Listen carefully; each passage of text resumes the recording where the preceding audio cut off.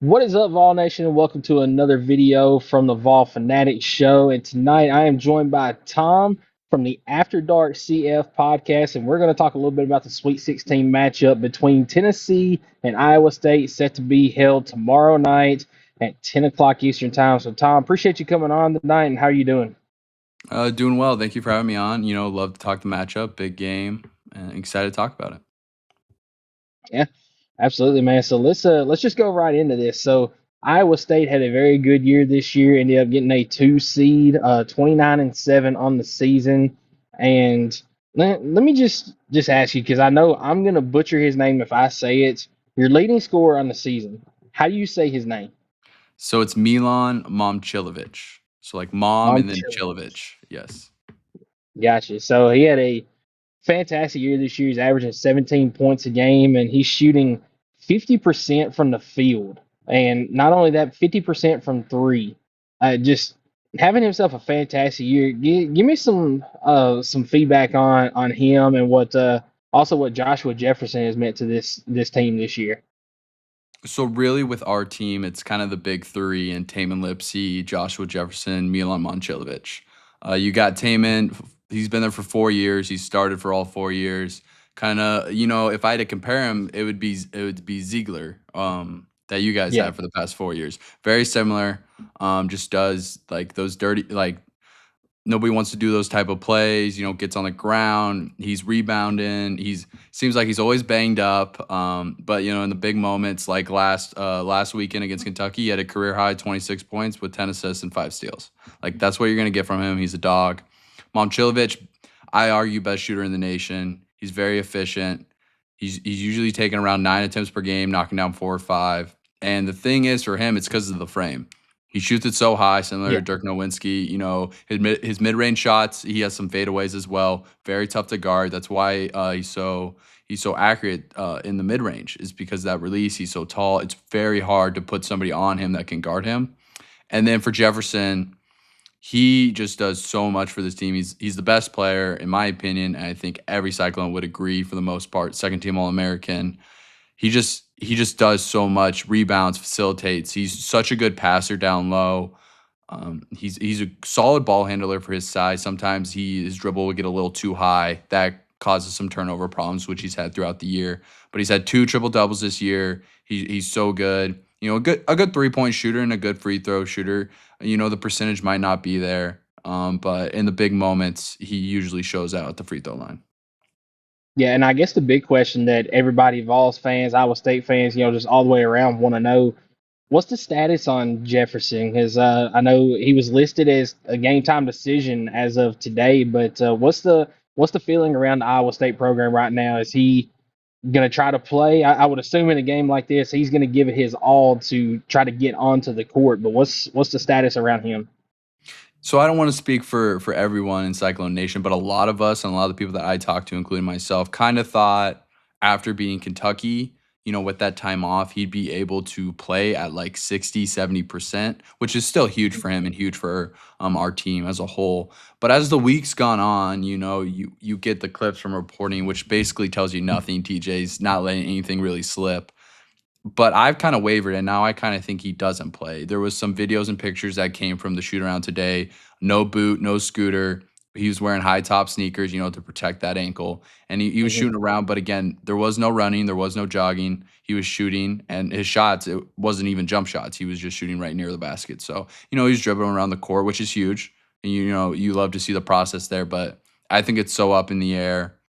It gets to a point though where you don't want to be in the mindset of, oh, we need to save him for the next game because there might not be a next game. Like Yeah. it's a very tough spot to be in. Yeah, and that's why a guy like Jefferson, if there's any question at all of yes or no, he's going to do whatever he can to make sure that he can, be on the floor for his team, because that's just the kind of player that he is. So it would be huge if he plays for Iowa State tomorrow. And what do you think are some keys to this game for both teams? Because both of these teams are very defensive minded. They're similar in a lot of ways, but they're very different in a lot of ways as well. So, what do you think are some of the keys to this game? For me, for Iowa State, I think it's defensively, obviously, like you just said, but the rotations. Because with us, on pick and rolls, you're looking at a lot of doubles, a lot of hedging, a lot of icing. You want to get the ball carrier out. You want to push him to the sideline to that third defender and just put a lot of pressure. You want that pass to be in the air for 3-4 seconds. And then if they pass it down to the post, you double team that post, you make that post dribble with all the pressure you're putting on them. You want to put them in tough spots. And with that, from what I've watched with you guys, I've watched some regular season games. I've watched some tape this past week. You guys are pretty good post to post passing. You guys like those alley oops. And that's where the big thing for me is the rotations, the help side, the helper. He's got to get underneath. That doesn't mean undercutting. I think there will be a lot of fouls there with our guards because I think they might show up a little bit late, undercut a guy, not to foul. But it's those rotations. You got to be there. You know, from what I've seen so far, like you guys don't have like a crazy amount of shooters, but Amen and Gillespie are still really good shooters. So maybe we are a second late on rotation because we have to worry about sticking with these guys an extra second. That might slow it down. All of a sudden, there's an alley oop between carry and one of your other posts. So that's really what I think it comes down to for our defense. And then for our offense, it's simply moving without the basketball. With Yeah. Jefferson out there, it's a little harder to create your own shot by yourself. You have to move the ball. And that's what some of the struggles, like when we lost to Cincinnati, when we lost to Kansas, both road games, I will say, because sometimes we forgot to move without the ball. Sometimes like an off ball screen wasn't there. Or watching Jefferson, who's so good, with the basketball, we just lay back a second or two, and then all of a sudden, here comes a double for Jefferson. Nobody's moved. We're in trouble. That's the problem with our offense at times. You can see a dry spell of 3 to 4 minutes, which we cannot have in these spots. So that's what it is. Move without the basketball. Heisey back screen, Heisey back cut. Bateman and Milan, some of our best shooters, consistently moving to get open with off ball screens and just simply, putting pressure on the defense to guard for all 30 seconds. We're putting so much pressure and we're making the opposing team tired when they're running offense. You want to make them tired playing defense too. You want them to be tired for all 40 minutes. 100%. I mean, I agree with everything that you said there, and I think as far as Tennessee goes, you mentioned that you know for Iowa State on defense, you got to make sure you get the rotations. I do think that's a spot where Tennessee can take advantage. Is some of those passing the ball around, passing post to post, trying to take advantage of some of those late rotations. But on the flip side of that, Iowa State is very good at defense, very good at pressuring the ball, and for Tennessee a key is you've got to make sure that you can hang on to the basketball. You cannot turn it over because Iowa State will make you pay like they did against Kentucky. That lockdown defense in the second half by Kentucky, or by Iowa State, I'm sorry, is what really turned the tide in that game. Because, I mean, Kentucky had all the momentum in that Elite Eight or in that round of 32 game.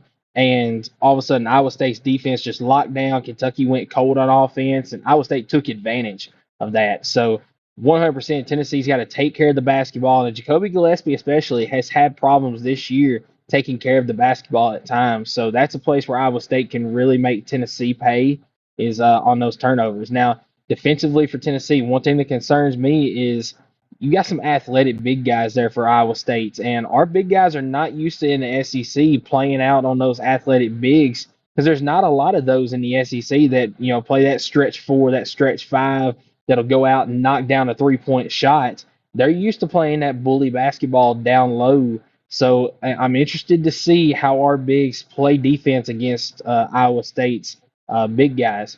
As far as the guard play goes, I do think that we got some of the best defenders in the nation whenever it comes to around the perimeter. So I think Tennessee can have a little bit of advantage there, trying to get the ball out of Iowa State's ball handlers' hands. But once it gets down into some of those post players, like into Momchilovic's hands, then I think that's where Iowa State has a big advantage at that point, and it's going to be a knockdown drag out for sure on both sides of the court. Who do you think guards Milan? Do you think it's going to be Amen? And also, am I saying that? Is it Amen or Ament? It is a mint.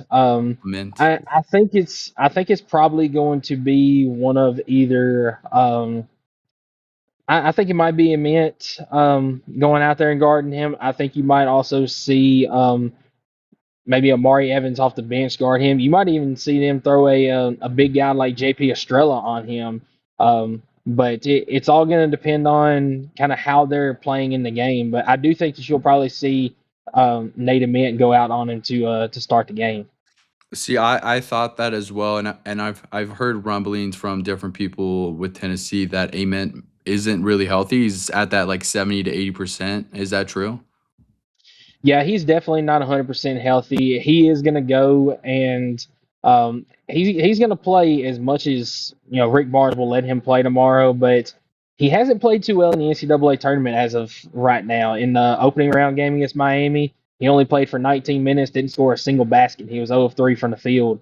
Played a little bit better against Virginia in the round of 32, had 16 points, still didn't shoot well. I believe he was 4 of 13 from the field, but made up for it shooting 7 of 8 from the foul line. So he's definitely not 100% healthy, and that's something that Iowa State could take advantage of as well.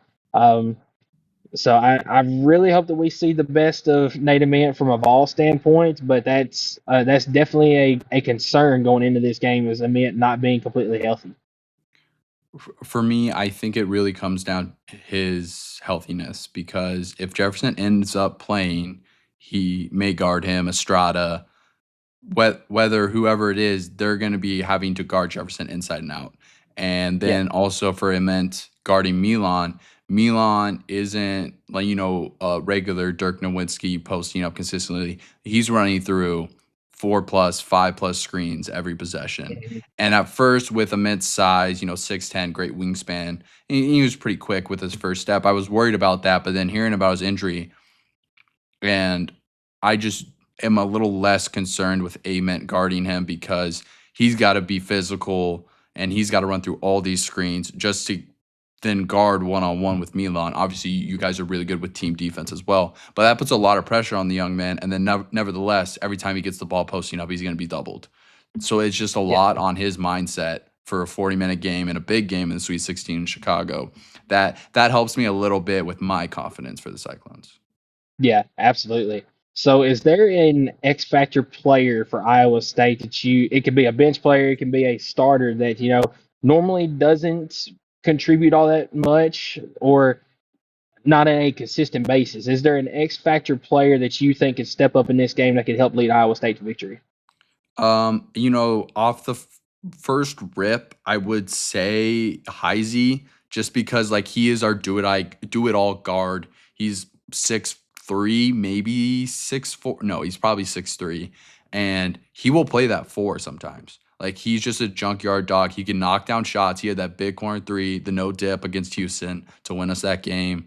He does so much for our team offensively and defensively.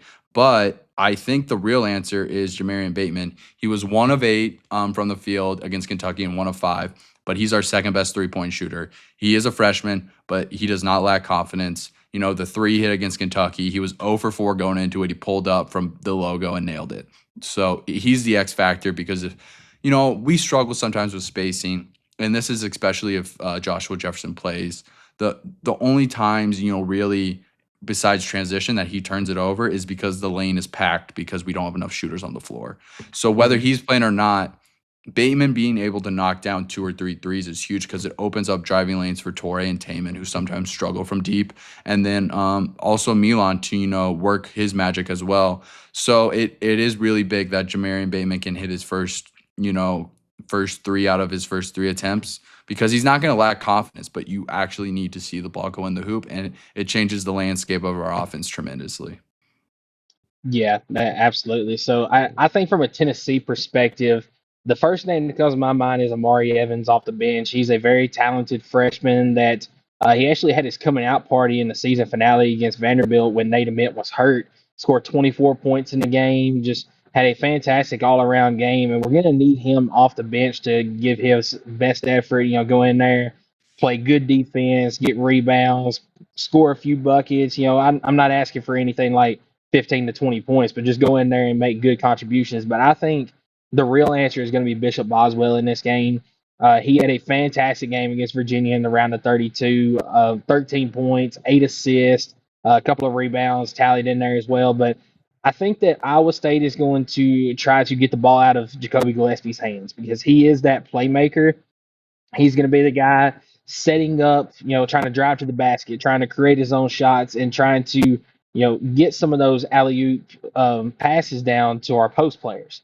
So Iowa State is probably going to try to get the ball out of his hands. And with that being the case, Bishop Boswell is going to have to step up as a ball handler and try to facilitate as a scorer and a passer then. But he's going to have to stay out of foul trouble. He's probably the best on ball defender that Tennessee has. He's normally guarding the other team's best guards each and every game. So I think that he's going to be that X factor player for Tennessee going into this game. That he's going to have a another game like he did against Virginia, if not better, for Tennessee to have a chance. He is one of those guards, that really stands out for me because Gillespie is Gillespie. He's going to get his shot attempts up whether they go in or not. But Boswell is such a wild card because he's such a good defender. He's going to be on the floor consistently. He's shooting around 38%, if I remember correctly. And, he's that secondary ball handler. So if Gillespie's being guarded tough, he's going to have the ball a lot of this game. He's going to have to make some decisions, whether he's getting doubled or whether he's just trying to beat the defense. So I think you're right. Like, that's a big wild card. For me, at first, you look at Gillespie, how good of a guard he is. We saw what he could do at Maryland last year and this year with Tennessee. But I don't think the defense will be, you see us strictly, we're going to put Torrey, one of our best freshman defenders on him, or Taman, a great defender as well. Because in Lawrence, we tried that. We put Torrey on Darren Peterson, and he kind of destroyed us in the fact that he moved the ball so easily. Trey White hit 4 threes against us. They made it look so simple when we tried to play one-on-one defense and then 4-on-4 with the other guys. And I think we learned from that because when we played Peterson a second times and when we played Kingston Flemings, we played team defense against them. Peterson, barely played the second half, but we did a really good job on him for most of the game. And then Flemings, we let him get his own, but we didn't let him make those extra passes to Sharp or Uzan or alley-oop to Tugler. We made him play his own game against our team defense, and we won both those games. And I think that's what you're going to see with Gillespie. You're going to see Torrey or Taman on him, but it's not going to be, he's looking straight into his jersey. He's not going to let him go off the ball. Like, we're gonna make him tired. Just to the fact that when he gets the ball, he's going to be exhausted already, and then he has to make a move against our defense. But it's going to be team defense. We're not going to be afraid to switch Milan on him or Heisey or Bateman or even Buchanan for a possession until we can get a switch back. It's going to be team defense. You want to put so much pressure on Gillespie that over time it's going to affect him because TJ said this at the under 12 media timeout against Kentucky. He said it all season.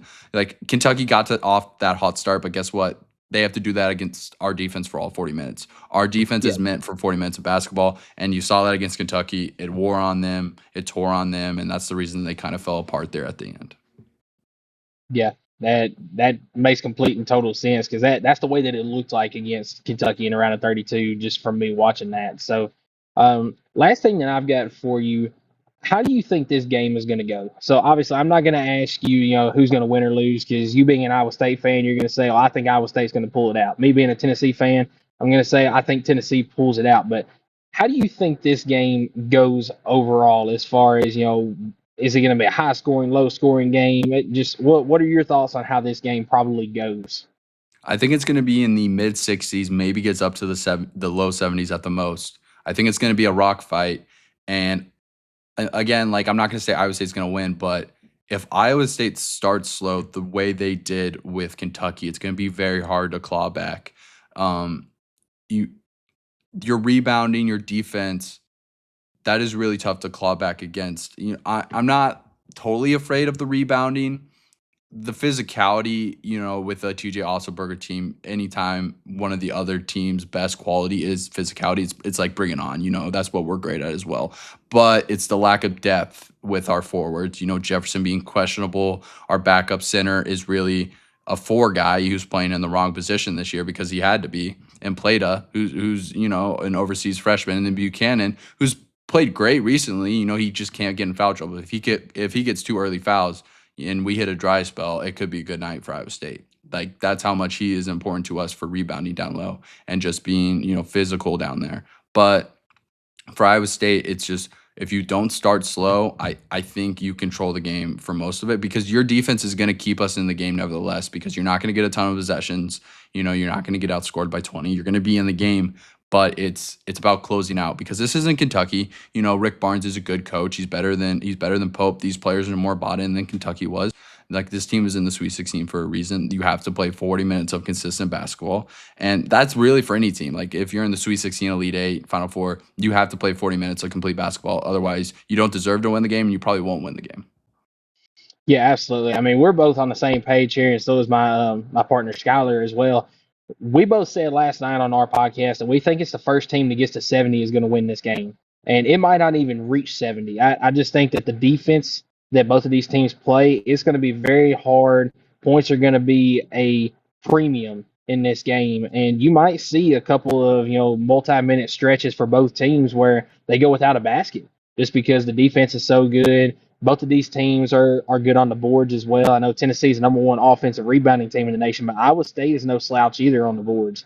So I think that the team that wins on the boards overall and that makes it to 70 first is a team that's going to win this ball game. And to go along with that, it's going to be the team that turns the ball over less, that knocks down free throws down the stretch, which has been a struggle for Tennessee this season. So I 100% agree with you. This is going to be a very close fought rock fight type of game, and I personally think it's the first team that gets to 70 is going to win this game um, to advance to the Elite Eight. So, Tom, I really appreciate you coming on tonight. And before we hop off here, if you don't mind, tell the folks where they can find all your work. Yeah, so on Twitter, we are, let me just pull it up here just to double check. But yeah, it's at After Dark CF. That's our Twitter. And then I go to the YouTube right here. And just to make sure that I get it right as well, it is also CF After Dark there. That's our Twitter. That's our YouTube. You go check us out. I did my podcast, Offensively Offensive, Monday, recapping the Kentucky game and kind of previewing this, some of that I already mentioned here on this pod. And then we'll have a post-game show with some of our other guys right after the game as well. So hopefully that's following, good vibes and a good win for us. Yeah. But if it isn't, I would assume some of you guys jump in there to watch some tears. So, I don't blame you either way. Yeah, absolutely, man. So once again, appreciate you coming on tonight. Make sure everyone goes and follows their podcast, checks out their work as well. And good luck to y'all tomorrow night in this game. As always, everybody, make sure that you like and subscribe on this video. Leave a comment if you want to, and go